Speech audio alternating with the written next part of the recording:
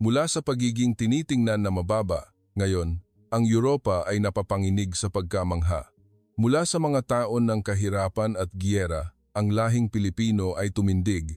Ngayon, sa pandaigdigang larangan, ang Pilipinas ay hindi na ang nahuhuli, kundi ang watawat ng pangunguna na nagpapatingin sa mga bansang Europeo na minsang nagmamalaking sentro ng sibilisasyon at napipilitang magbigay galang. Ito ang awit ng bayani ng isang mapagmataas na lahi na isinulat ng matibay na kalooban at pangarap upang maunawaan kung bakit nagkaroon ng ganitong kamangha-manghang pagbabago. Magsimula tayo sa Europa, ang lugar na minsang ipinagmamalaki bilang duyan ng modernong sibilisasyon. Ito ang lugar na nagluwal sa mga rebolusyong industrial, sa mga imbensyong pang-agham at mga paaralan ng sining na nagpabago sa kasaysayan ng sangkatauhan. Sa loob ng maraming siglo, ang mga tao rito ay nasanay na tumingin sa mundo sa mata ng isang guro. Naniniwala sila na ang maliliit na bansa sa silangan ay maaari lamang matuto at tumanggap at mahihirapang umangat. Sa mga pangalang madalas nasa ilalim, ang Pilipinas ay palaging lumalabas na may imaheng konektado sa kahirapan, matinding trapiko ng mga jeepney sa mga kalsada, malalawak na palayan, at mga call center o murang pabrika ng pagmamanupaktura para sa mga dayuhang korporasyon. Iyan ang pinasimple at, minsan, mapang-insultong larawan na iginuhit ng maraming akademiko at periodista sa Europa sa loob ng maraming dekada. Si Professor Klaus Richter, isang mananaliksik sa ekonomiya mula sa Germany, ay minsan pang nagpahayag sa telebisyon na ang Pilipinas ay parang isang masigasig na mag-aaral na marunong lang sumunod sa teknolohiya. Ang pag-iisip, pamamahala, o pagkamalikhain lahat ay kailangang iangkat mula sa labas. Ang mga ganitong pahayag na paulit-ulit ay nagtanim sa isip ng maraming taga-kanluran ng ideya na ang Pilipinas ay hindi kailanman makakatayo sa sarili nitong mga paa. Ngunit ang katotohanan ng kasaysayan ay hindi nananatili. Kung babalikan natin ang 1995, nang formal na sumali ang Pilipinas sa ASEAN at normalisahin ang relasyon sa Estados Unidos, ang GDP per capita ay nasa 289 lamang. Samantala, ang average sa European Union ay nasa mahigit 10,000 isang agwat na tila imposibleng punan. Para sa mga politiko at negosyante sa Europa noong panahong iyon, ang Pilipinas ay isa lamang lugar kung saan sila nagtatayo ng mga pabrika ng damit, umuupa ng murang manggagawa at sinasamantala ang murang lakas paggawa na kulang sa kasanayan. Kahit noong unang bahagi ng 2000s, maraming pahayagan sa kanluran ang naglalarawan sa Pilipinas bilang ang higanteng tahian ng Asia. Ang mga larawang madalas lumabas sa internasyonal na media ay ang mga jeepney na siksikan sa Maynila, ang mga manggagawang nakayuko sa mga makina ng pabrika o ang malalawak na palayan. Sa kanilang paningin, ang Pilipinas ay isang bahagi lamang ng nakaraang panahon, isang bansang katatapos lang mula sa digmaan at pang-aapi na nangangailangan ng pagtuturo mula sa mga nakatatandang kapatid sa Europa. Gayunpaman, habang ang Europa ay unti-unting pumapasok sa yugto ng pagtanda ng populasyon, matamlay na paglago, krisis sa enerhiya at nagpapatong-patong na utang sa kabilang bahagi ng mundo, isang batang Pilipinas ang tahimik na nagbabago. Mula 2000 hanggang 2020, nagpanatili ang Pilipinas ng average GDP growth na humigit kumulang 6.5% bawat taon, isang kahanga-hangang numero na pinapangarap lamang ng maraming mauunlad na bansa. Lalo na noong 2022, habang ang Europa ay nahihirapan sa resulta ng giyera sa Ukraine at tumataas na inflation, naitala naman ng Pilipinas ang 8.2% na paglago, ang pinakamataas sa buong Asia. Upang makita ang kaibahan, sa parehong taon, ang Germany, ang lokomotibo ng ekonomiya ng EU, ay umabot lamang sa 1.8% at ang France ay 2.5%. Ang agwat na minsang itinuring na hindi mapupunan ay unti-unting kumikipot sa bilis na hindi inasahan ng sinuman. Ngunit habang ang Europa ay parang isang pagod na higante, ang Pilipinas ay parang isang maliit na dragon na kagigising lang, handang lumipad sa malawak na dagat. Ang pinakanakakagulat sa mga akademiko sa Europa ay ang tibay ng Pilipinas. Hindi tulad ng ilang umuusbong na bansa na naghahabol sa pag-utang o hot growth. Pinili ng Pilipinas ang isang mabagal ngunit tiyak na landas dahan-dahang pagbubukas, pag-akit ng dayuhang pamumuhunan, ngunit pananatilihin ang sariling kontrol. Mula 2007 hanggang ngayon, ang taunang foreign direct investment ay patuloy na tumataas.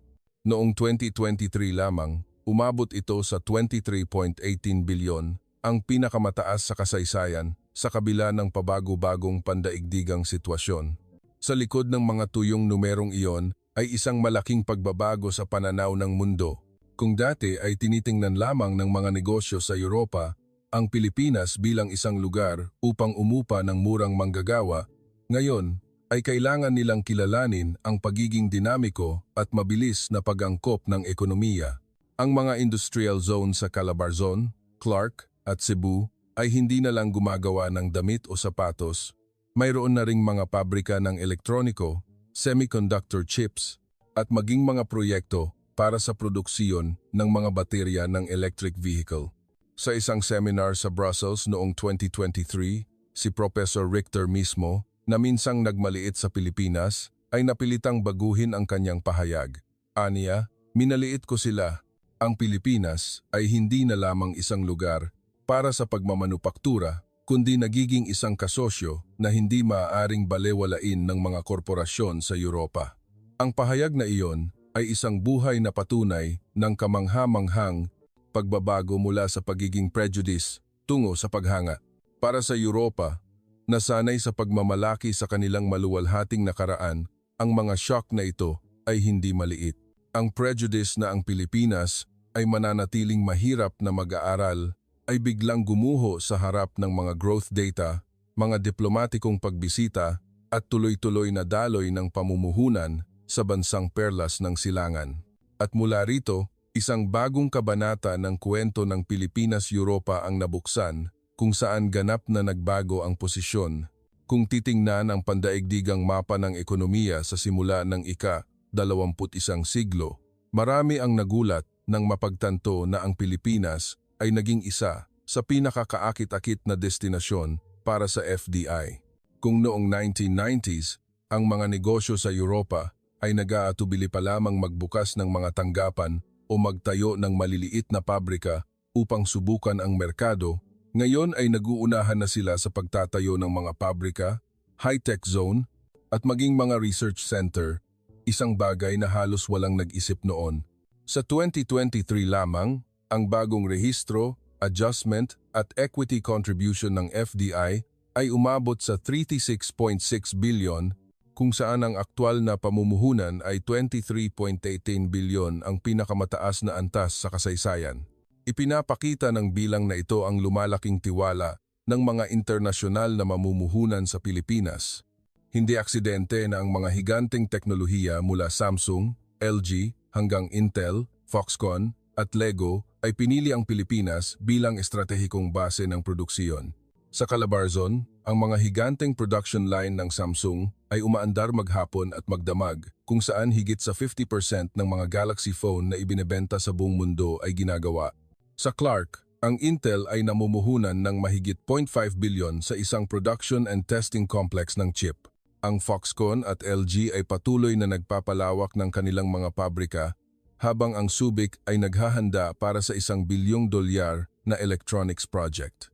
Lalo na sa Batangas, ang Lego Group ay nagtatayo ng 51.3 bilyong pabrika na may pangakong gagamit ng renewable energy, isang malinaw na patunay na ang Pilipinas ay hindi lamang isang workshop kundi isang sentro ng sustainable development. Si Elena Rossi, isang negosyante mula sa Italy, ay minsang nagbahagi sa isang panayam sa media sa Europa. Una akong pumunta sa Pilipinas noong 2010. Nakita ko lamang ang mga tahian ng damit at mga manggagawang nagtatrabaho sa simpleng kondisyon. Ngunit nang bumalik ako noong 2023, talagang humanga ako. Modernong high-speed electronics factory, international na mga daungan lahat ay nagbago. Ramdam ko ang isang masiglang kompetisyon tulad ng Milan noong panahon ng industrial boom noong 1950s. Ang pinakanakagulat kay Rossi ay ang pagiging handang matuto ng mga Pilipino. Ikinuwento niya na sa isang pulong, isang grupo ng mga batang Pilipinong inhinyero ang nagpakita ng ideya para sa pagpapabuti ng production line ng propesyonal, matatas sa Ingles, at puno ng kumpiyansa. Wala na akong nakitang imahe ng pasibong manggagawa na sumusunod lang sa utos. Sila ay malikhain, proaktibo, at tila gustong patunayan sa mundo na kaya nilang umabot pa sa manufacturing role. Inamin ni Rossi na ang pagbabagong iyon ang nagbigay lakas sa buong ekonomiya. Mula sa pagiging nakabatay sa agrikultura at pagmamanupaktura, ang Pilipinas ay naging nangungunang electronics exporter. Noong 2022, ang kita mula sa pag-export ng mga telepono at piyesa ay umabot sa mahigit 27 bilyon, nagkakahalaga ng 15% ng kabuuang export ng bansa. Ang industriya ng computer, produktong elektroniko at piyesa ay nag-ambag din ng mahigit talan 55 bilyon.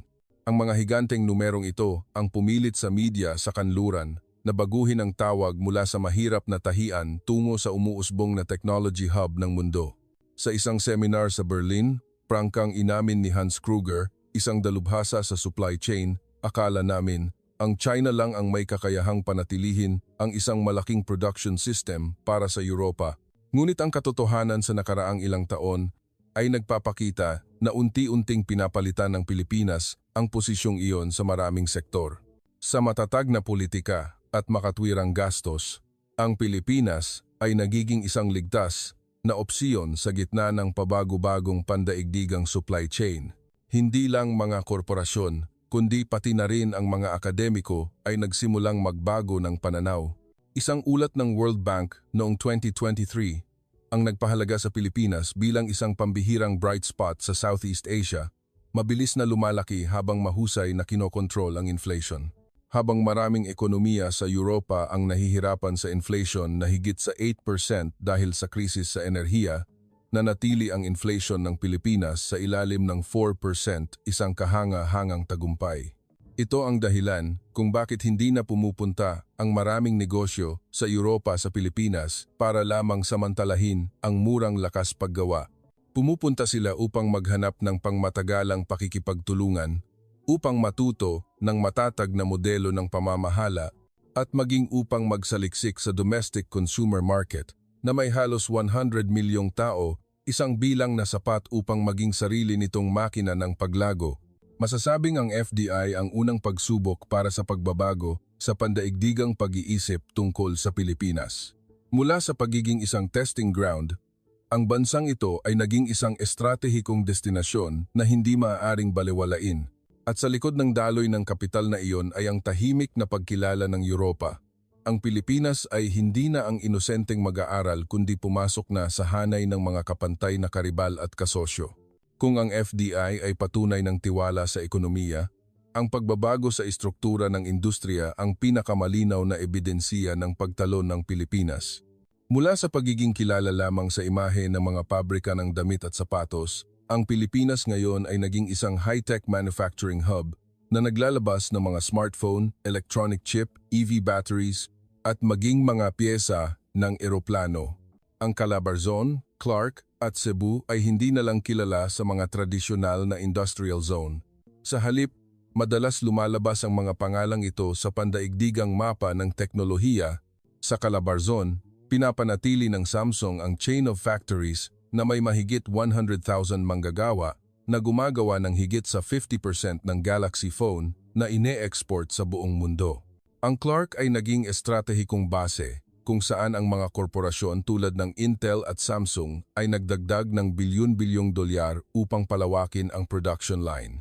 Ang Cebu, na may bentahe ng daungan, ay naging base ng LG, Foxconn at kamakailan ay ang proyekto ng EV battery production para sa merkado ng US at Europa. Isang kapansin-pansing halimbawa ay ang chip production project ng Intel sa high-tech zone ng Maynila. Pagkatapos mamuhunan ng 1 bilyon sa unang yugto, nagdagdag pa ang korporasyon ng mahigit 0.5 bilyon na ginagawang isa ang Pilipinas sa pinakamahalagang chip testing and packaging point sa labas ng teritoryo ng US. Ang mga dalubhasa sa Europa ay minsang nag-akala na ang semiconductor technology ay eksklusibong laro ng US, Japan o South Korea. Ngunit, ang direktang paglahok ng Pilipinas sa chain na ito ay nagpabago ng pananaw ng marami at hindi lang sa elektronika, ang industriya ng electric vehicle ay nagbubukas din ng bagong kabanata. Noong 2023, ang Ciclab Tech, isang tatak Pilipino, ay pormal na naitala sa Nasdaq at inihayag ang plano nitong palawakin ang merkado sa Europa. Ang mga showroom sa France, Germany at Netherlands ay nagsimulang tumanggap sa mga VF8 at VF9 mga produkto na may tatak Pilipino. Nagdulot ito ng pagkamangha sa media sa kanluran. Ang isang bansang minsang tinitingnan bilang isang murang workshop ay may kakayahan na ngayong hamunin ang mga higante sa industriya ng kotse, isang sektor na itinuturing na kaluluwa ng Europa. Sa industriya ng aerospace, ang paglitaw ng mga proyekto para sa paggawa ng mga piyesa ng aircraft engine sa Pilipinas ay nagbigay din ng marka. Ang Hanwha Group ng South Korea ay nagtayo ng pabrika sa Luzon na nagsusupply ng mga piyesa sa mga pangunahing kumpanya ng US at Europa. Ang mga batang Pilipinong inhinyero, pagkatapos ng maraming taon ng pagsasanay sa ibang bansa, ay bumalik na ngayon upang magtrabaho, dala ang advanced na kaalaman at kasanayan. Hindi na sila mga karaniwang manggagawa kundi mga engineer na nagpapatakbo ng mga automated line at nagsasaliksik ng mga pagpapabuti sa teknolohiya. Ang mga pag-unlad na ito ang ganap na nagpabago sa pananaw ng Europa. Kung dati ay binabanggit lamang nila ang Pilipinas kapag pinag-uusapan ng damit o agrikultura, ngayon, sa mga ulat ng pagsusuri sa merkado, ang pangalang Pilipinas ay konektado sa elektronika, digital technology, at electric vehicle. Noong 2022, ang export ng telepono at piyesa ng Pilipinas ay umabot sa 57.99 bilyon, ang computer at electronic products ay umabot sa 5755.5.4 bilyon. Sa kabuuan, ang high-tech goods ay bumubuo ng halos 40% ng kabuuang export, isang walang katulad na numero para sa isang bansang minsang inuri bilang mahirap ilang dekada na ang nakalipas. Isang prestihiyosong pahayagan sa ekonomiya mula sa Germany ang napilitang umamin. Habang ang Europa ay nahihirapan sa pagpapanatili ng mga pabrika, patuloy na pinalalawak ng Pilipinas ang kapasidad at nagiging kapalit ng China sa maraming pangunahing sektor. Ang pagbabagong ito ang nagpabigla sa maraming taga-Europa dahil napagtanto nila na ang agwat na minsang inakalang hindi mapupunan ay unti-unting kumikipot sa napakabilis na bilis. Gayunpaman, ang kapansin-pansin ay hindi lamang ang mga export numbers o ang laki ng mga pabrika. Sa likod nito ay ang pagbabago sa mga tao. Ang mga henerasyon ng mga batang engineer at technology expert sa Pilipinas ay lumalaki kumpiyansa at puno ng ambisyon. Sila ay nakikilahok sa proseso ng pananaliksik at pagpapabuti ng produkto, hindi na lamang simpleng laborer na sumusunod sa utos. Ang human factor na ito ang dapat katakutan ng Europa dahil kapag ang kaalaman at pagkamalikhain ay nag-ugat, ang pagbangon ng isang bansa ay usapin na lamang ng panahon. Pinatunayan ng Pilipinas na hindi na ito nananatili sa papel ng employee. Mula sa murang damit hanggang sa smartphone na ini-export sa buong mundo, mula sa sapatos na subcontracted hanggang sa EV na may tatak Pilipino, lahat ay nagpapakita ng isang kamangha-manghang proseso ng pagbabago. At ito ay simula pa lamang para sa mahabang daan na nasa harap. Kung ang industrialisasyon at high-tech ang makina, ang internasyonal na kalakalan ng daan upang mabilis na makapasok ang Pilipinas sa pandaigdigang larangan. At sa daan na iyon, ang European Union ay naging isa sa pinakamahalagang kasosyo ng Pilipinas. Noong 2020, formal na nagkabisa ang Free Trade Agreement, FTA, sa pagitan ng Pilipinas at European Union. Ito ay isang next-generation agreement na nagbukas ng pinto para sa mga produktong Pilipino na makapasok sa merkado ng higit sa 450 milyong tao na may pinakamataas na kita sa mundo. Pagkatapos lamang ng 3 taon, ang trade turnover sa pagitan ng Pilipinas at European Union ay tumaas, umabot sa mahigit 3.36 bilyon noong 2023. Ang bilang na ito ay mas mataas kumpara sa bago magkabisa ang kasunduan na nagpapatunay sa lumalaking apela ng Pilipinas. Sa export structure, ang damit, sapatos, agrikultura at aquaculture ay nananatiling pangunahing haligi. Ang aquaculture lamang noong 2022 ay nagdala ng 0.4 bilyon sa Pilipinas mula sa merkado ng Europa. Ngunit ang pinakamalaking pagkakaiba, kumpara sa nakaraan, ay ang mga produktong Pilipino ay hindi na konektado sa imahe ng mura.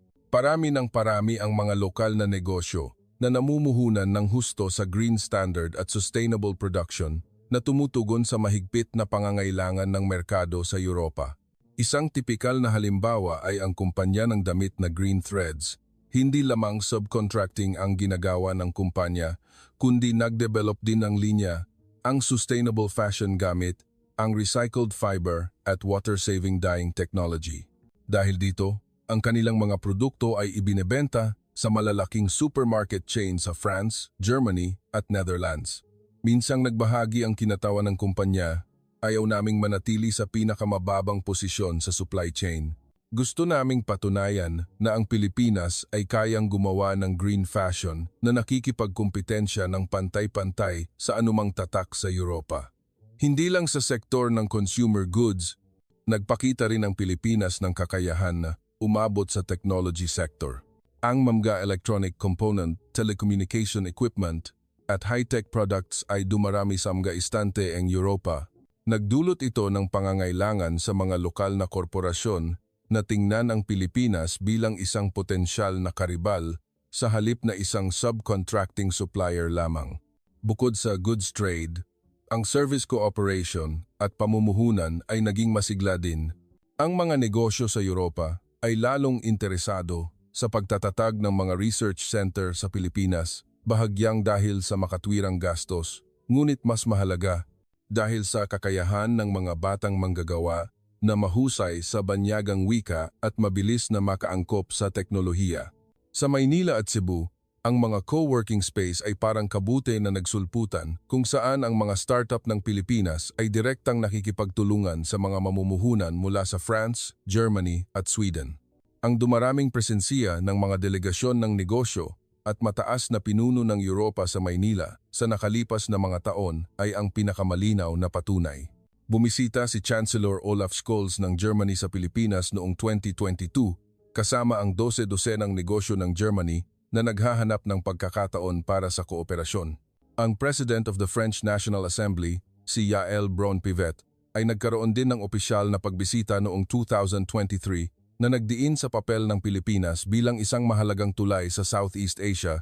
Ang kapansin-pansin ay ang pagbabago sa tono ng pananalita ng mga politiko sa Europa. Kung dati ay madalas silang nagsasalita tungkol sa oportunidad na tulungan ang Pilipinas na umunlad, ngayon, ang ginagamit na wika ay pantay na kooperasyon at estratehikong kasosyo. Isang ministro ng ekonomiya ng Netherlands ang prangkang umamin sa isang press conference sa Maynila, hindi lang kami pumupunta sa Pilipinas dahil sa mababang gastos sa produksiyon. Nandito kami dahil nagdadala ang Pilipinas ng katatagan, potensyal na pagkamalikhain, at lumalaking domestic market. Ang mga pagbabagong iyon ay hindi lamang diplomatikong salita kundi pagkilala sa katotohanan. Habang maraming ekonomiya sa Europa ang humaharap sa mabagal na paglago o maging sa paghina dahil sa krisis sa enerhiya at digmaan, ang Pilipinas ay lumilitaw bilang isa sa mga ekonomiyang may pinakamabilis na paglago sa mundo. Ang bilis na iyon, kasama ang katatagan sa politika at ambisyon na umangat, ay ginagawang isang link ang Pilipinas na kailangang isaalang-alang ng Europa sa lahat ng estratehiya sa kalakalan. Sa malalaking negotiating table, ang pagbabagong ito ay nagiging pinakamalinaw. Ang mga taga-Europa ay minsang nag-isip na sila ang nagbibigay ng oportunidad, ngunit ngayon ay nauunawaan nila na kung hindi sila makikipagtulungan sa Pilipinas, sila mismo ang mawawalan ng oportunidad. At iyon ay isang plot twist na hindi maikakaila. Sa anumang paglalakbay ng pagunlad, ang human factor ay palaging ang pangunahing pundasyon. Kung titingnan lamang ang mga GDP o FDI numbers, madaling makalimutan na sa likod ng tagumpay ng ekonomiya ng Pilipinas ay isang populasyon na bata, masigla at puno ng ambisyon. At ang tao ang dahilan kung bakit napatingin ang Europa ng may matinding pagkamangha. Ang Pilipinas ay mayroon na ngayong halos 100 milyong tao kung saan mahigit 50% ay wala pang 35 taong gulang. Ito ay isang gintong bentahe na hindi makukuha ng lahat ng bansa, lalo na sa konteksto ng Europa na napasok sa aging population spiral. Sa Germany, ang median age ay lumampas na sa 45 taong gulang, habang sa Italy at Spain, ang lakas paggawa ay unti-unting kumikipot. Samantala, ang Pilipinas ay pumasok sa demographic dividend nito na may milyon-milyong kabataan na handang makilahok sa labor market mula sa industriya hanggang sa digital technology. Ayon sa ulat ng Department of Information and Communications Technology, sa pagtatapos ng 2023, mayroong humigit kumulang 530,000 IT engineers na nagtatrabaho sa Pilipinas. Marami sa kanila ang direktang kasangkot sa mga pandaigdigang proyekto. Maraming korporasyon sa Europa nang mamuhunan sa Pilipinas ang umamin na hindi lamang sila nakahanap ng murang labor source, kundi, mas mahalaga, isang henerasyon ng mga batang engineer at programmer na may kasanayan sa banyagang wika at progress-driven na espiritu.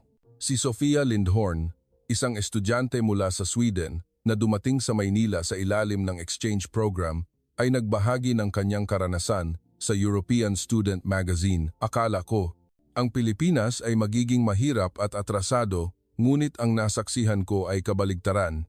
Ang mga kabataan dito ay mahusay mag-Ingles, dinamiko, at malikhain. Nakilala ko ang isang startup group sa larangan ng artificial intelligence. Nakipag-usap sila sa akin tungkol sa algorithm na parang pang-araw-araw na bagay iyon. Dahil dito, naramdaman ko na ang Pilipinas ay hindi lamang isang lugar ng produksyon, kundi isang lugar ng innovation. Ang dinamismo na iyon ay hindi lamang naroroon sa mga research lab o mga kumpanya ng teknolohiya. Malinaw din itong ipinapakita sa urban life. Ang middle class ng Pilipinas ay sumasabog. Kung noong 2012 ay mayroon lamang humigit kumulang 10 milyong tao sa middle class, umabot ito sa 23 milyon noong 2022 at inaasahang aabot sa 50 milyon sa 2035. Nangangahulugan ito na ang domestic consumption ay lumalaki, na lumilikha ng isang kaakit-akit na merkado na hindi maaaring balewalain ng mga negosyo sa Europa. Sa Maynila, ang mga modernong linya ng metro ay nagsimulang gumana na nagdudulot ng malaking pagbabago sa paraan ng pamumuhay. Sa Cebu, ang mga bagong urban area, shopping center, at office tower ay patuloy na naitatayo.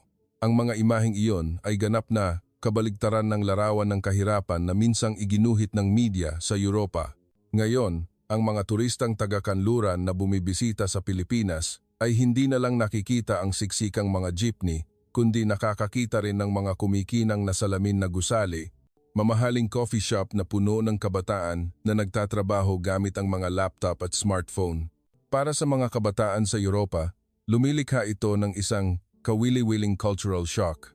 Minsan nilang inakala na tuturuan nila ang mga Pilipino kung paano magpatakbo ng negosyo, ngunit pagdating nila roon, marami silang natutunan kung paano mag-umpisa ng startup ng mabilis, ang diwa ng masigasig na pagtatrabaho, at ang pagiging optimista sa kabila ng maraming hamon. Ang ilang student exchange program sa pagitan ng mga universidad ng France at ng mga nasa Maynila at Cebu ay nagtala ng malaking pagtaas sa bilang ng mga aplikasyon sa nakalipas na ilang taon.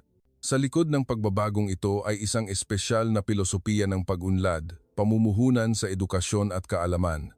Ang Pilipinas ay patuloy na nasa grupo ng may mataas na college enrollment rate sa Southeast Asia at nangunguna rin sa rehiyon sa proporsyon ng mga mag-aaral na nagtapos sa engineering at technology. Ipinapaliwanag nito kung bakit ang mga batang engineer at dalubhasa ay mabilis na nakakaangkop sa mga modernong production line at nagpapakita pa ng mga pagpapabuti na nakakagulat sa mga korporasyon sa Europa. Minsang tiningnan ng Europa ang Pilipinas bilang isang bata na walang sapin sa paa, ngunit ngayon ay humaharap sila sa isang henerasyon ng kabataan na puno ng kumpiyansa, may pandaigdigang kasanayan sa komunikasyon, at handang makipagkumpetensya sa lahat ng larangan. Ito ang tahimik ngunit pinakamalakas na shock, dahil kapag ang mga tao ay nagbago, ang buong mukha ng bansa ay magbabago rin. Bukod sa mga kwento ng paglago ng ekonomiya at batang human resource, isa pang larangan ang nagpapamangha sa Europa, diplomasya at internasyonal na posisyon. Sa loob lamang ng mahigit 2 dekada, nagbago ang Pilipinas mula sa isang bansang katatapos lang, mula sa digmaan at halos wala sa mga pandaigdigang forum tungo sa isang destinasyon na hindi maaaring mawala sa mga estratehiya ng maraming superpower. Mula noong 2007, formal na sumali ang Pilipinas sa World Trade Organization at mula noon, pinabilis ang pag-integrate. Ang Pilipinas ay naging isa sa mga bansa sa Southeast Asia na nakikilahok sa pinakamaraming next-generation free trade agreements, kabilang ang Comprehensive and Progressive Agreement for Trans-Pacific Partnership, EU-Philippines Free Trade Agreement, at Regional Comprehensive Economic Partnership. Ang tuloy-tuloy na pagpirma ng mga kasunduang ito ay ginagawang focal point ang Pilipinas sa pandaigdigang supply chain at kalakalan. Ngunit hindi lang sa kalakalan, nagbigay din ng malaking impresyon ang Pilipinas sa political diplomacy. Noong 2020, gumanap ang Pilipinas bilang chairman ng Association of Southeast Asian Nations at kasabay nito ay non-permanent member ng UN Security Council. Ito ay isang mahalagang hakbang na nagpapatunay sa boses at posisyon ng Pilipinas sa mga isyong internasyonal. Sa mga session, pinuri ang Pilipinas bilang isang bansang may balanseng pananaw, matalino, at nagpapanatili ng kapayapaan at katatagan sa rehiyon. Ang mga aktibidad na ito ang nagpabago sa paningin ng Europa sa Pilipinas. Noong 2022, nagkaroon ng opisyal na pagbisita si German Chancellor Olaf Scholz sa Maynila, isang paglalakbay na may malaking kahulugan habang naghahanap ang Germany ng paraan upang diversify ang supply chain at bawasan ang pagdepende sa China. Kasama ni Scholz ang 12-dosenang nangungunang negosyo ng Germany sa larangan ng enerhiya, industriya, at teknolohiya. Sa kanyang mga pahayag, binigyang diin ni Scholz na ang Pilipinas ay isang maaasahang kasosyo at may estratehikong kahalagahan sa Indo-Pacific policy ng Germany. Hindi nagtagal, noong 2023, dumating din sa Pilipinas si President of the French National Assembly Yael Braun-Pivet. Nagbukas ang pagbisitang ito ng daan para sa maraming bagong kasunduan sa kooperasyon, lalo na sa larangan ng edukasyon at renewable energy. Tinawag ng media sa France ang Pilipinas bilang pillar partner ng Paris sa Southeast Asia. Ang mga paglalakbay na iyon ay hindi lamang simboliko, kundi patunay ng tunay na pagbabago sa estratehikong pag-iisip ng Europa. Ang mga bansang Nordic ay nagpakita rin ng lumalaking interes. Ang Netherlands, isa sa logistics center ng Europa, ay nagtataguyod ng kooperasyon sa Pilipinas sa pagpapaunlad ng daungan at offshore wind energy. Minsang nagpahayag ang Dutch Minister of Economic Affairs sa isang kumperensya sa Maynila. Hindi lang kami pumupunta sa Pilipinas dahil sa mababang gastos sa produksiyon, kundi dahil sa political stability, kakayahan sa innovation, at pangako sa sustainable development. Ang pagbabago sa saloobin na ito ay malinaw ding makikita sa mga ulat pang-ekonomiya. Isang ulat ng Handelsblatt ng Germany noong 2023 ang nagsabi na ang Pilipinas ay hindi na isang murang workshop, kundi isang umuusbong na technology manufacturing hub na pumapalit sa posisyon ng maraming bansa sa pandaigdigang supply chain. Ito ay isang pambihirang pagkilala mula sa media na kilalang mahigpit at konserbatibo sa Europa. Ang sunod-sunod na pagbisita ng mga pinuno ng Europa sa Pilipinas ay nagpapakita ng isang katotohanan na hindi maikakaila. Kung gusto nilang panatilihin ang kanilang competitiveness sa pabago-bagong mundo, kailangan nilang makipagtulungan sa Pilipinas. Mula sa pagiging sideline country, ang Pilipinas ay naging central factor sa estratehikong chessboard kung saan kailangang mag-ingat ang US, China, Japan at Europa sa bawat desisyon. At ang pinakanakakagulat, ang Pilipinas ay hindi pumapasok sa mga negosasyon sa mahinang posisyon. Sa halip, ang lumalaking kumpiyansa ng mga politiko ng Pilipinas ay nagpapakita ng pagiging kalmado, malambot ngunit matatag kung kinakailangan, na nagpapataas ng pagpapahalaga ng mga kasosyo sa Europa. Nauunawaan nila na sa isang pabago-bagong mundo, ang Pilipinas ay hindi na ang mag-aaral kundi naging kapantay na kasosyo. Kung ang mga pagbisita ng mataas na antas at trade agreements ay nagpapakita ng pagbabago sa macro level, ang pagkamangha ng Europa ay mas malinaw kapag direktang nakikipag-ugnayan sa current life at lipunan ng Pilipinas. Ang isang bansang minsang binansagan bilang mahirap at mabagal umunlad ay lumilitaw ngayon na may malakas na urbanization, sumasabog na middle class at modernong pamumuhay na hindi nahuhuli sa mga lungsod sa kanluran.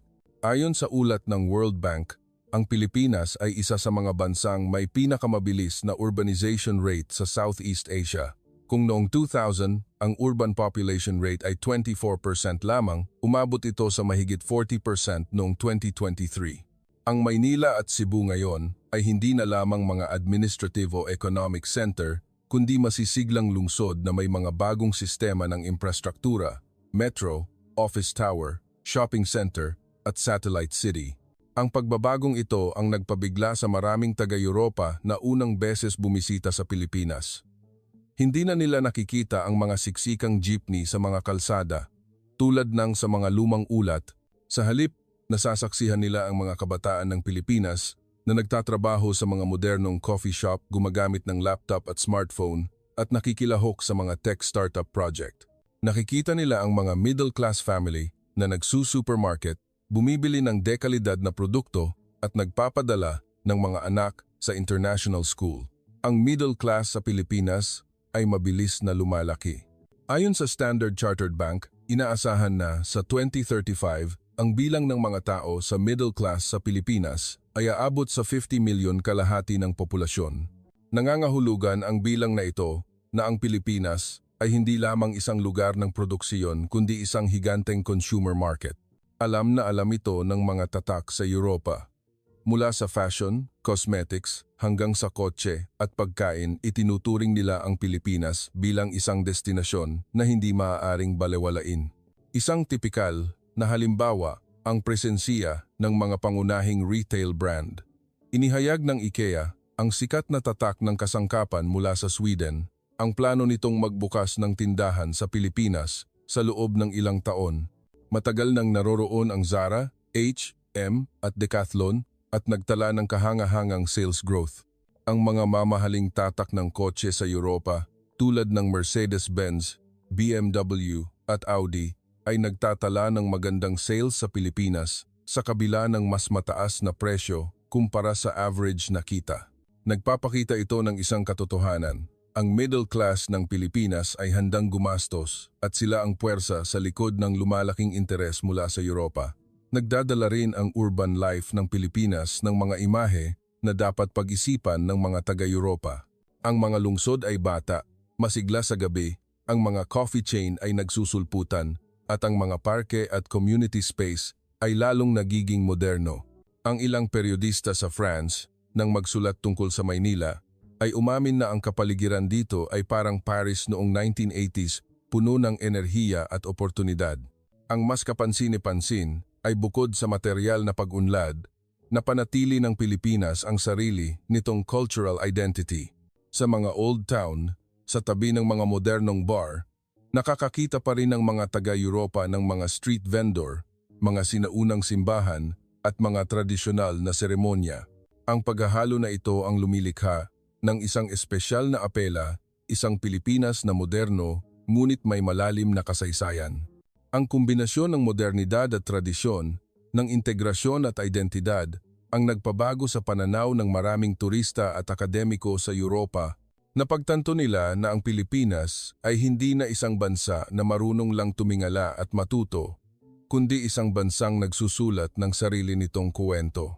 At ang kuwentong iyon ay napakakaakit-akit kaya't maraming taga-kanluran na minsang nagmalaki ang nararamdaman na kailangan nilang matuto mula sa Pilipinas, mula sa ekonomiya, diplomasya, hanggang sa buhay panlipunan. Lahat ay nagtatagpo upang bumuo ng isang kumpletong larawan. Ang larawan na iyon ang pumipilit sa Europa na umamin sa isang katotohanan. Lumampas na ang Pilipinas sa yugto ng murang workshop upang maging isang dinamiko, moderno, at may pangakong bansa. Sa komprehensibong larawan ng pag-unlad ng Pilipinas, ang renewable energy at digital transformation ay dalawang pangunahing sektor na nakakakuha ng espesyal na atensyon ng Europa. Kung ang electronics industry at kalakalan ang pagpapatunay ng posisyon, ang clean energy at digital technology ang patunay ng matalino at sustainable na pagpili ng Pilipinas sa daan ng integrasyon. Sa nakalipas na mga dekada, ipinagmamalaki ng Europa ang pagiging nangunguna sa green energy movement mula sa North Sea wind power hanggang sa solar power system sa Germany at Spain. Ngunit pagdating nila sa Pilipinas, Nagulat sila nang makita ang isang bansa sa Southeast Asia na mabilis ding umangat sa larangang ito. Ayon sa World Bank, ang Pilipinas ay kabilang sa top 10 countries na may pinakamalaking potensyal sa offshore wind power sa mundo, na tinatayang umabot sa 475 gigawatts. Sa katunayan, sa loob lamang ng 5 taon, umangat ang Pilipinas upang maging pinakamalaking solar power market sa Southeast Asia. Sa pagtatapos ng 2021, ang kabuuang kapasidad ng solar power sa Pilipinas ay lumampas sa 16,500 megawatts, higit sa isang kapat ng kabuuang power capacity ng bansa. Lalo na ang La Paz Offshore Wind Project sa Pampanga, na may pamumuhunan na mahigit 0.5 bilyon mula sa isang internasyonal na joint venture na may kasosyo sa Europa, ay itinuturing na isa sa pinakamalaking renewable energy project sa rehiyon. Ang nakakakuha ng atensyon ng mga korporasyon sa Europa ay hindi lamang ang laki ng pamumuhunan kundi pati na rin ang matibay na pangako ng Pilipinas. Sa COP26 noong 2021, inihayag ng Prime Minister ng Pilipinas ang layunin na maabot ang net zero emissions sa 2050. Inilalagay ng pangakong ito ang Pilipinas, nakapantay ng maraming superpower at pumipilit sa mga kasosyo sa Europa na tingnan ang Pilipinas bilang isang kaalyado sa pagsisikap laban sa climate change. Kasabay ng enerhiya, ang digital technology ay isa ring larangan ng pagtalon sa nakalipas na dekada. Ang Pilipinas ay naging bagong IT hub ng Asia. Noong 2023, umabot sa mahigit 148 bilyon ang revenue ng IT and telecommunications sa Pilipinas, kung saan ang software export at technology services ay umabot sa 13 bilyon. Parami ng parami ang mga startup sa artificial intelligence, blockchain at fintech na lumilitaw na umaakit ng venture capital mula sa US, Japan at Europa. Isang ulat ng McKinsey Consulting Group ang nagpahalaga sa Pilipinas bilang isa sa mga new emerging digital service capital ng mundo, kung saan ang mga software company ay kayang makipagkompetensya ng direkta sa India at China. Sa Maynila at Cebu, ang mga innovation center ay nagsulputan na nagkokonekta sa mga kabataan ng Pilipinas sa mga mamumuhunan sa Europa. Ang mga ganitong espasyo ang nagpilit sa mga akademiko sa kanluran na umamin na ang Pilipinas ay hindi lamang isang lugar ng material production, kundi isang bagong cradle of knowledge sa rehiyon. Sa paningin ng Europa, ito ay isang kawili-wiling paradox. Minsan nilang inakala na mag-export sila ng teknolohiya at green expertise sa Pilipinas, ngunit ngayon ay kailangan nilang pumunta sa Pilipinas upang matuto kung paano palawakin ang renewable energy sa maikling panahon at sa makatwirang gastos. Minsang umamin ang isang energy expert mula sa France sa isang seminar sa Maynila, ang nagawa ng Pilipinas sa nakalipas na 5 taon sa solar energy ay aabutin ng 15 taon bago makamit ng maraming bansa sa Europa. Ang clean energy at digital technology ay hindi lamang may kahalagahan sa ekonomiya, kundi nagpapakita rin ng malinaw na pagbabago sa development mindset. Pinatutunayan ng Pilipinas na ang daan patungo sa pag-angat ay hindi kinakailangang ulitin ang mga lumang hakbang ng Europa. Sa halip, pinili ng bansang ito ang sarili nitong landas, nilaktawan ang maraming intermediate stage, at dumiretso sa sustainable and digital development model. Ito ang pinakamalaking shock para sa mga nag-akala na ang Pilipinas ay susunod lamang. Ngunit sa mga tagumpay na ito, ang larawan ng pag-unlad ng Pilipinas ay nagiging mas komprehensibo kaysa kailanman. Modernong industriya, masiglang kalakalan, batang lipunan, at ngayon ay green energy at leading digital technology. Hindi na maaring tingnan ng Europa ang Pilipinas ng may pagkaawa, dahil ang bansang ito ay naging isang direktang karibal sa mga larangang minsang eksklusibo sa kanila. Kung ang mga proyekto ng renewable energy at digital technology ay nagpapakita ng matalinong pagpili ng Pilipinas, ang bagong international position ang pinakamalinaw na nagpapakita ng shock sa Europa. Mula sa isang bansang minsang itinuturing na sideline sa mga pandaigdigang laro, ang Pilipinas ngayon ay lalong lumilitaw sa pinakamahahalagang forum. Sa nakalipas na dekada, ang pangalang Pilipinas ay umalingaw-ngaw sa G20 summits, APEC, COP sa climate change, at maging sa mga international security forum.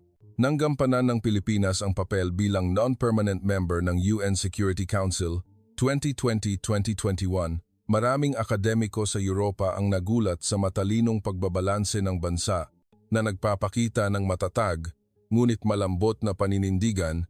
Itinala ng ulat ng UN na ang Pilipinas ay isa sa mga bansa na may pinakamataas na full participation rate at positive contribution sa panahon ng termino.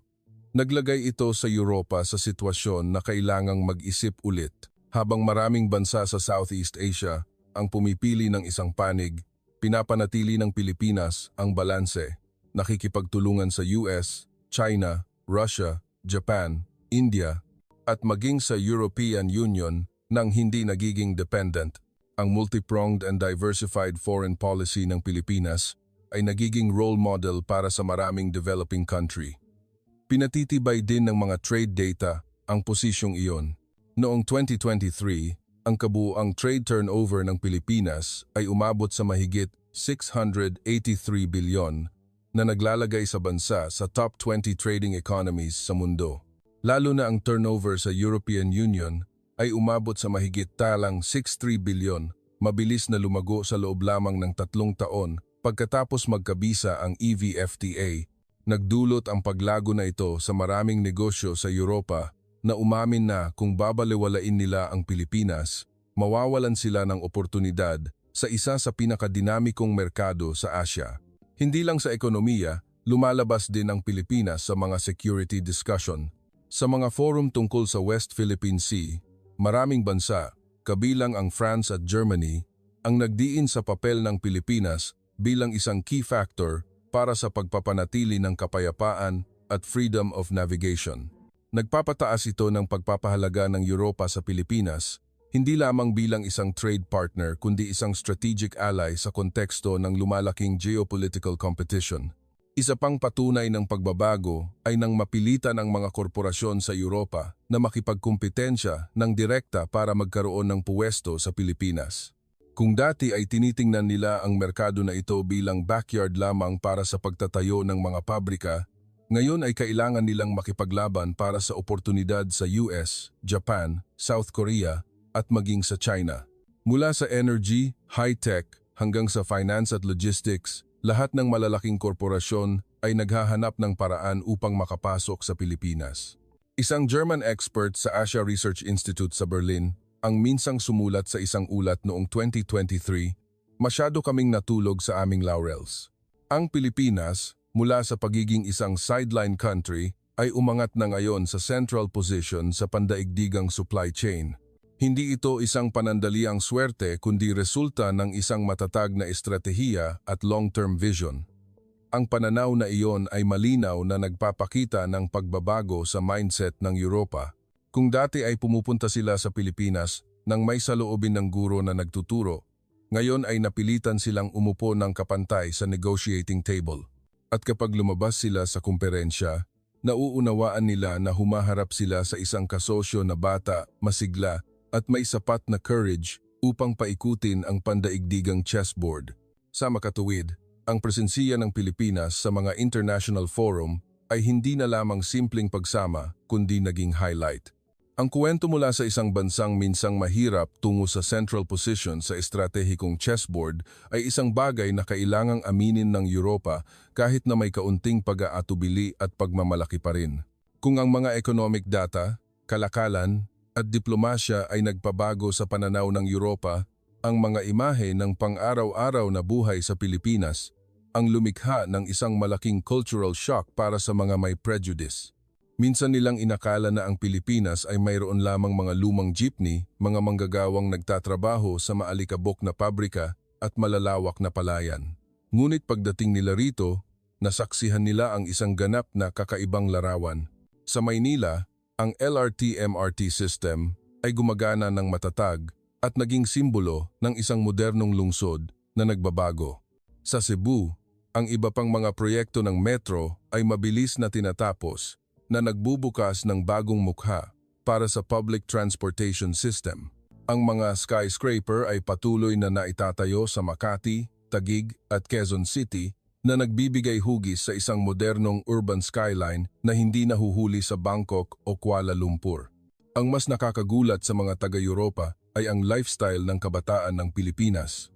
Nagtitipon sila sa mga Western-style coffee shop, nagtatrabaho gamit ang mga laptop, nag-uusap tungkol sa tech startup at mga ideya sa pagpapaunlad ng digital product. Ang mga co-working space sa Maynila at Cebu ay laging puno ng mga startup group.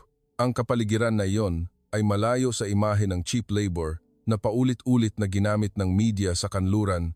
Ang social transformation na ito ay makikita rin sa consumption. Ayon sa pagtataya ng McKinsey, aabot sa 50% ng populasyon ng Pilipinas ang magiging middle class sa 2035 katumbas ng humigit kumulang 50 milyong tao. Nangangahulugan ang bilang na ito na ang Pilipinas ay hindi lamang isang lugar ng produksiyon kundi isang higanteng consumer market. Mabilis na sinunggaban ng mga tatak sa Europa ang oportunidad. Ang Zara, H&M, Adidas, Mercedes-Benz at BMW ay naroroon na sa Pilipinas at nagtatala ng annual sales growth. Maraming maliliit na negosyo mula sa Italy, Sweden o Netherlands ang naghahanap din ng paraan upang makapasok sa merkado na ito hindi lamang para magbenta kundi para magkaroon ng pangmatagalang kooperasyon sa mga kasosyo sa Pilipinas. Minsang sumulat ang isang periodista mula sa Italy pagkatapos ng kanyang paglalakbay sa Cebu.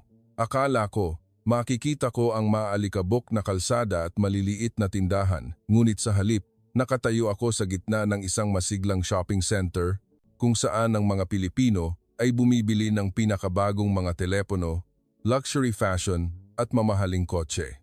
Napagtanto ko na sa Europa, masyado kaming nakatingin sa kanila sa pamamagitan ng lumang lens.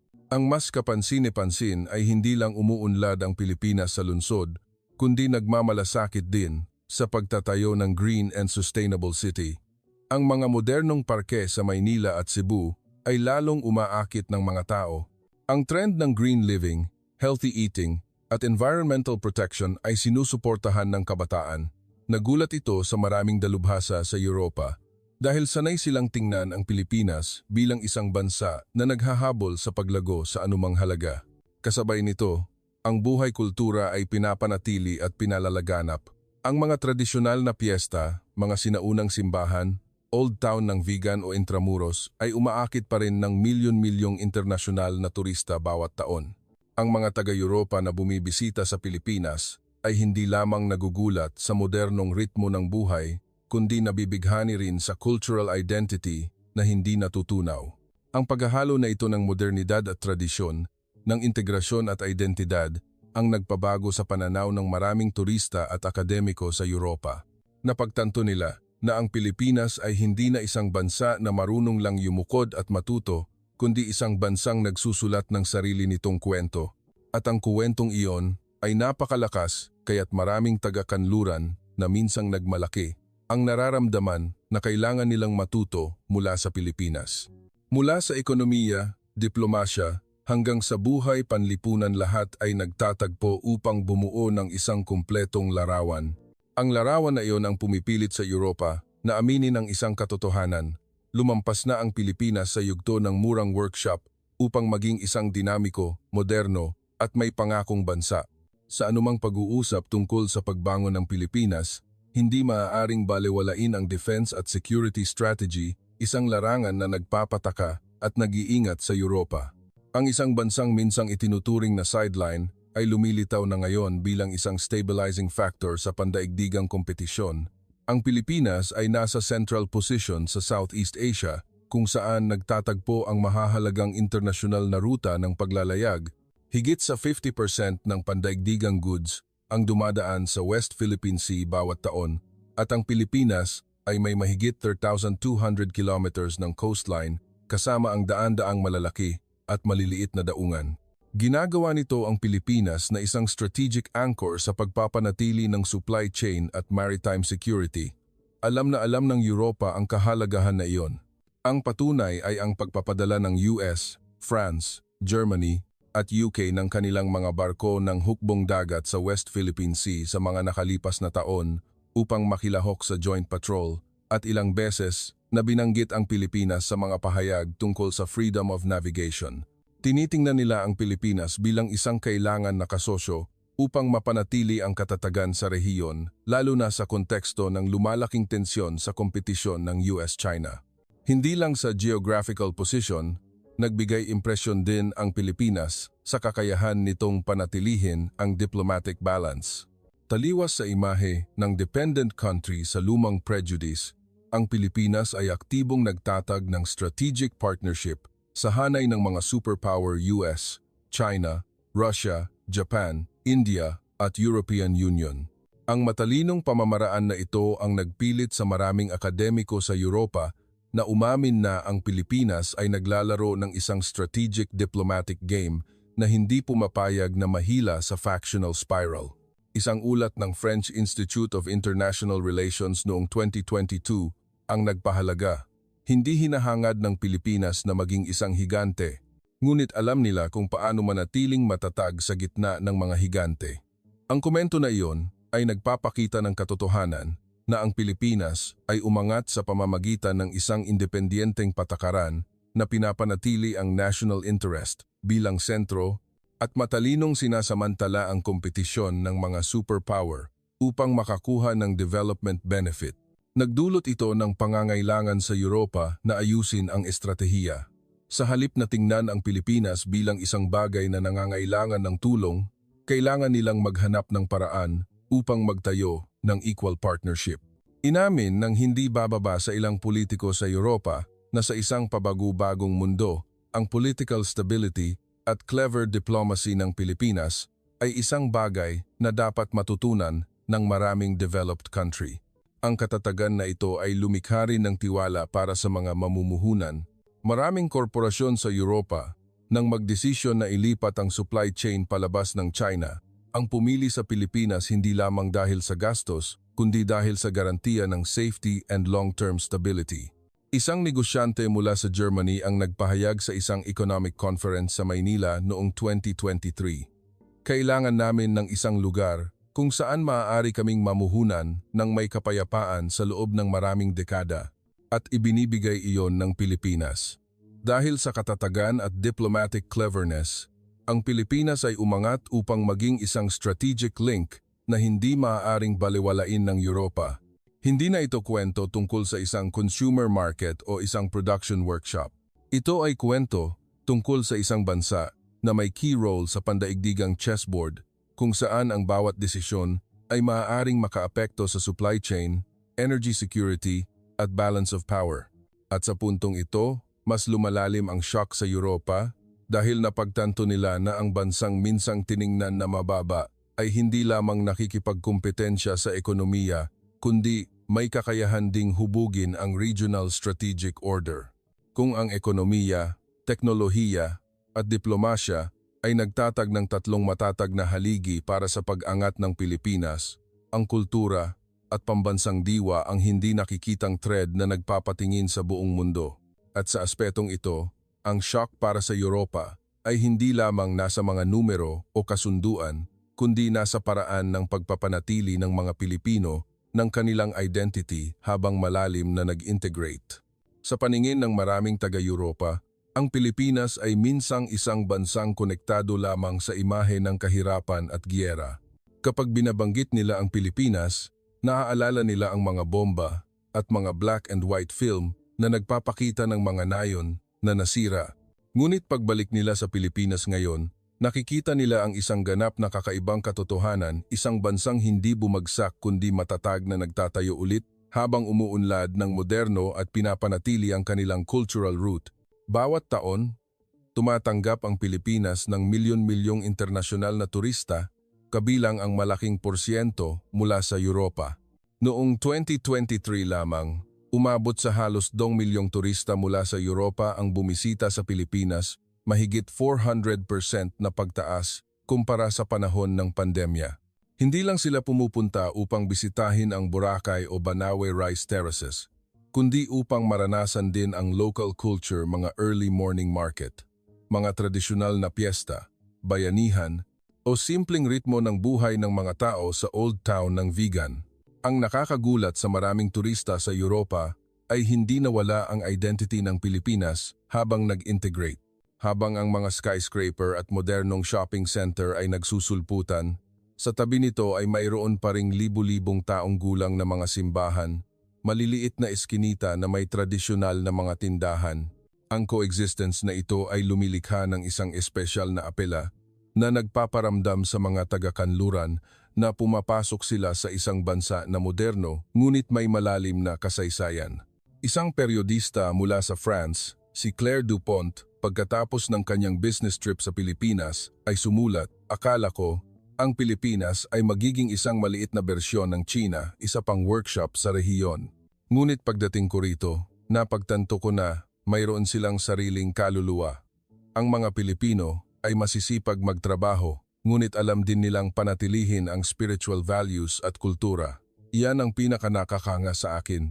Ang kultura ay ipinapakita rin sa paraan ng pagharap ng mga Pilipino sa mga hamon, ang libu-libong taon ng pakikipaglaban sa mga mananakop, kasama ang kamakailang mga alaala ng giyera, ay lumikha ng isang pambihirang resilient spirit. Ang diwa na iyon ang tumutulong sa Pilipinas na hindi bumagsak kapag humaharap sa pandaigdigang krisis sa ekonomiya, pandemya o competitive pressure. Ang mga taga-Europa na sanay sa pangmatagalang katatagan ay marahil nahihirapan na isipin ang resilience na iyon. Sa pang-araw-araw na buhay, ang diwa na iyon ay ipinapakita sa community cohesion. Pinapanatili ng mga Pilipino ang tradisyon ng bayanihan, pagtutulungan sa hirap. Ang cohesion na ito ang nagpapanatili sa lipunan na hindi nabibiyak, hindi tulad ng maraming developing country. Kapag pumupunta ang mga negosyo sa Europa sa Pilipinas, madalas silang nagugulat nang makita ang mga manggagawa at engineer na nagpapanatili ng close bond na parang pamilya sa halip na employer-employee relationship lamang. Lahat ng ito ay bumubuo ng isang kakaibang larawan. Ang Pilipinas ay hindi lamang mabilis na lumalaki kundi napanatili rin ang identity at sariling diwa. At iyan ang malaking shock para sa Europa, kung saan maraming bansa ang minsang kumpiyansa na sila lamang ang sole model ng pag-unlad at sibilisasyon. Dahil sa pagtingin sa Pilipinas, nakita nila ang isang bansa na umaangat sa sarili nitong paraan, hindi template, hindi dependent, at nagpapatunay ng sarili nitong halaga. Isang aspeto pa na nagpapamangha sa Europa ay ang kakayahan ng Pilipinas na mag-adjust at mag-adapt sa gitna ng pandaigdigang pagbabago. Sa panahon ng COVID-19 pandemic, nang bumagsak ang maraming malalaking ekonomiya at naputol ang pandaigdigang supply chain, pinatunayan ng Pilipinas ang pambihirang resilience. Noong 2020, sa kabila ng 3% na global growth, nanatili ang Pilipinas sa positive growth na 2.91% kabilang sa kakaunting bansa sa mundo na nakamit ang resultang ito. Pagsapit ng 2022, habang komplikado pa rin ang pandemya, mabilis na nakabawi ang ekonomiya ng Pilipinas at nagtala ng 2% na paglago, ang pinakamataas sa loob ng mahigit isang dekada. Ang mga numerong ito ay hindi nakamit ng maraming developed country sa Europa sa parehong panahon.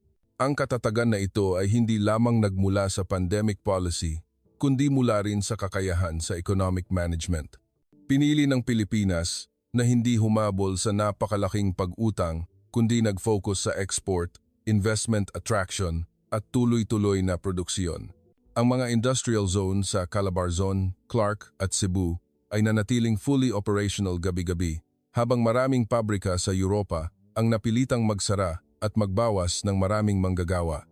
Nagdulot ito ng pangangailangan sa mga korporasyon sa Europa na baguhin ang kanilang pananaw. Sa una, pumunta sila sa Pilipinas para lamang sa murang lakas paggawa, ngunit nang masaksihan nila ang kakayahan nitong panatilihin ang supply chain sa gitna ng krisis, nauunawaan nila na hindi lang ito isang secondary production site, kundi isang pillar para sa buong pandaigdigang sistema. Minsang prangkang umamin ang isang CEO ng isang Finnish electronics manufacturing group sa isang kumperensya sa Maynila noong 2022. Kung hindi pinanatili ng Pilipinas ang produksyon sa buong panahon ng pandemya, gumuho na ang aming supply chain sa Europa. Ang kakayahan ng Pilipinas na mag-adapt ay malinaw ding ipinapakita sa digital transformation. Habang nahihirapan pa rin ang maraming bansa sa Europa sa online learning at remote work, Mabilis na nag-deploy ang Pilipinas ng mga technology platform upang panatilihin ang mga social activity. Ang mga e-payment apps, online commerce, at online public services ay sumabog na naglalagay sa Pilipinas sa hanay ng mga bansa na may pinakamabilis na digitization rate sa Southeast Asia. Ang bilis na iyon ay nag-ugat sa diwa mismo ng mga Pilipino, laging naghahanap ng paraan upang bumangon mula sa kahirapan. Dahil dumaan sila sa maraming dekada ng giyera at embargo, ang pagharap sa pandaigdigang krisis ay hindi nagpatigil sa kanila. Para sa Europa, na sanay sa pangmatagalang katatagan, ito ay isang malalim na aral na pagtanto nila na kung minsan, ang willpower at kakayahan sa adaptation ay hindi gaanong mahalaga kaysa sa financial resources o teknolohiya. Sa konteksto ng walang katapusang pandaigdigang pagbabago mula sa krisis sa enerhiya, climate change, hanggang sa digmaan ng Pilipinas ay lumilitaw bilang isang role model ng resilience. At ang resilience na iyon ang pumipilit sa Europa na pag-isipan ang kanilang sarili. Dahil habang abala sila sa pakikipagtalo sa mga parliament, sa silangan, isang maliit na bansa ang nagpapatunay na ang decisive action at national spirit ay maaaring lumikha ng mga himala. Sa daan ng pag-angat, hindi lamang nagbigay ang Pilipinas sa Europa ng pagkamangha sa economic power o resilience sa krisis, kundi lumikha din ng isang aral sa sustainable development, pag-iwas sa trap na kinahantungan ng maraming emerging country. Isang malaking pagkakaiba ay ang Pilipinas ay laging maingat sa public debt management. Habang maraming developing country ang nag-utang ng malaki upang mapabilis ang paglago at nalubog sa krisis sa pananalapi, pinanatili ng Pilipinas ang public debt nito sa humigit kumulang 37% ng GDP noong 2022, mas mababa kaysa sa global average. Nagbigay ang bilang na ito ng malaking impresyon sa mga ekonomista sa Europa dahil maraming bansa sa European Union ang may public debt na lumampas sa 100% ng GDP na naghihigpit sa kakayahan sa financial management. Hindi lang iyon, pinili rin ng Pilipinas ang controlled opening. Ang mga trade agreements ay tuloy-tuloy na pinipirmahan, ngunit pinapanatili ng gobyerno ang prinsipyo ng multilateralism at diversification na pumipigil sa ekonomiya na maging labis na dependent sa anumang merkado. Tinulungan nito ang Pilipinas na panatilihin ang balanse kahit na tumataas ang tensiyon sa kompetisyon ng US, China at Europa. Sa larangan ng environment, sa halip na mag-develop sa anumang halaga, nagtakda ang Pilipinas ng layunin na maging net zero emissions sa 2050. Ito ay isang matibay na pangako na nakakagulat sa maraming taga-kanluran. Ang mga proyekto ng wind at solar power ay tuloy-tuloy na ipinatutupad na ginagawang ang Pilipinas ang pinakadinamikong renewable energy market sa Southeast Asia. Maging ang ilang korporasyon sa Europa ay kailangang pumunta sa Pilipinas upang matuto kung paano ipatupad ng mabilis at epektibo sa ilalim ng limited infrastructure. Ang karunungan sa estratehiya ng pag-unlad ay ipinapakita rin sa pamumuhunan sa edukasyon at science and technology. Taon-taon, inilalaan ng Pilipinas ang humigit kumulang 20% ng state budget nito para sa edukasyon, isang mas mataas na porsyento kumpara sa European average. Ang resulta ay ang henerasyon ng kabataan ng Pilipinas ay lalong humuhusay sa foreign language, technology at kumpiyansa sa integration. Ang maraming delegasyon ng mga estudyante at researcher ng Pilipinas sa France, Germany at Netherlands ay naging tulay na tumutulong sa dalawang panig na magkaintindihan at magsulong ng pangmatagalang kooperasyon. Ang mga salik na iyon ay nagsasama-sama upang lumikha ng isang malakas na mensahe para sa Europa. Ang sustainable development ay hindi lamang nagmumula sa mataas na starting point o malalaking resources, kundi mula rin sa vision, perseverance at national courage. Kaya naman, sa pagtingin sa Pilipinas, maraming akademiko sa Europa ang napilitang aminin na ang development model dito ay nararapat na i-refer. Isang German economic scholar ang sumulat sa isang ulat noong 2023. Hindi hinahabol ng Pilipinas ang panandaliang glory. Pinili nila ang isang landas na may mas kaunting panganib ngunit mas sustainable. At iyan ang kulang sa maraming bansa sa Europa sa panahon ng krisis. Para sa Europa, na minsang nagmalaki bilang duyan ng sibilisasyon, ang pag-amin na kailangang matuto mula sa isang bansang minsang mahirap ay isang malaking psychological shock. Ngunit iyon din ang katotohanan na hindi maikakaila. Pinatunayan ng Pilipinas na ang daan patungo sa sustainable ascent na may matatag na willpower at malinaw na estratehiya ang pangmatagalang aral sa isang mundong puno ng kawalang katiyakan. Sa pangkalahatang larawan, ang pumipilit sa Europa na yumuko at umamin ay hindi lamang ang mga economic statistics o diplomatic contract, kundi ang pagbabago sa posisyon at imahe ng Pilipinas sa isip ng pandaigdigang komunidad. Mula sa isang bansang minsang konektado sa giyera at kahirapan, ang Pilipinas ngayon ay naging simbolo ng ambition to rise, ng kakayahan na ipatunay ang sarili sa mapa ng mundo. Noong 1995, nang sumali pa lamang sa ASEAN, ang GDP per capita ng Pilipinas ay 1,089. Pagsapit ng 2023, ang bilang na iyon ay tumaas sa halos 4,300. Sa likod ng pagtalon na ito ay isang mahabang proseso ng pagiging matatag sa reform and open door policy. Hindi ito isang panandaliang swerte kundi resulta ng isang estratehikong vision na pinananatili sa maraming henerasyon ng mga pinuno. Ang Europa ay minsang kumpiyansa na hawak nila ang monopoly sa development standard na ang mga bansa sa silangan ay susunod lamang. Ngunit ang katotohanan ngayon ay nagpapakita ng isang paradox. Maraming bansa sa Europa ang nahihirapan sa krisis, tumatandang populasyon, mataas na inflation, at kawalan ng growth momentum. Samantala, ang Pilipinas ay patuloy na lumalaki, may batang populasyon, masaganang enerhiya. Ang kaibahan na ito ang pumipilit sa kanila na pag-isipan ulit na maging mas humble. Ang mas mahalaga, hindi lang umangat ang Pilipinas dahil sa industriya o kalakalan. Pinatunayan ng bansa ang courage nito sa pagpapanatili ng strategic independence sa konteksto ng naghahating mundo. Kapag maraming maliliit na bansa ang napipilitang pumili ng panig, ang Pilipinas ay nananatiling matatag sa landas ng balanse, nakikipagtulungan sa lahat ng superpower nang hindi nawawala ang identity at national interest. Ito ang pagkakaiba na nagpapataas ng pagpapahalaga ng pandaigdigang komunidad. Ilang beses nang napilitan ng mga politiko sa Europa na aminin na kailangan nilang matuto mula sa Pilipinas sa paraan ng pagpapanatili ng stability at national unity. Kapag maraming developed country ang nabibiyak sa internal division at polarized society, napanatili ng Pilipinas ang relative consensus, isang mahalagang salik na tumutulong sa pag-akit ng pamumuhunan at pagtatayo ng tiwala. Ang Pilipinas ngayon ay naroroon sa mga international forum, hindi na bilang tagapakinig kundi bilang tagapagsalita.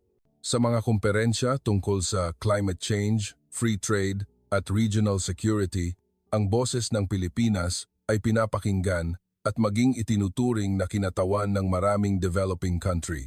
Sa paningin ng mga kaibigan sa ibang bansa, ang Pilipinas ay naging isang exemplar na nagpapakita na ang isang bansang minsang bumangon mula sa abo ng giyera ay maaaring umangat upang maging isang global caliber partner. Sa makatuwid, ang shock para sa Europa ay hindi lamang simpleng pagiging talo sa bilis ng paglago kundi ang pag-alog sa paniniwala na sila ay laging ang naglalarawan ng daan. Kapag kailangan nilang tingnan ang Pilipinas ng may paggalang, nauunawaan nila na nagbago na ang mundo. Ang lumang kaayusan, kung saan ang Europa ang nag-iisang sentro, ay hindi na umiiral. Isang bagong sentro ang nabubuo sa Southeast Asia at ang Pilipinas ang isa sa pinakamahalagang salik. Mula sa imahe ng mahirap na mag-aaral, ang Pilipinas ay naging pantay na kaibigan at maging sa ilang sektor ang nagpapakita ng daan para sa mga bansang minsang nagmaliit dito. At iyan ang pinakamangha-manghang plot twist ng modernong kasaysayan, isang shock hindi lamang para sa Europa kundi isang paalala rin sa buong mundo. Huwag kailanman maliitin ang lakas ng isang bansang may willpower at ambition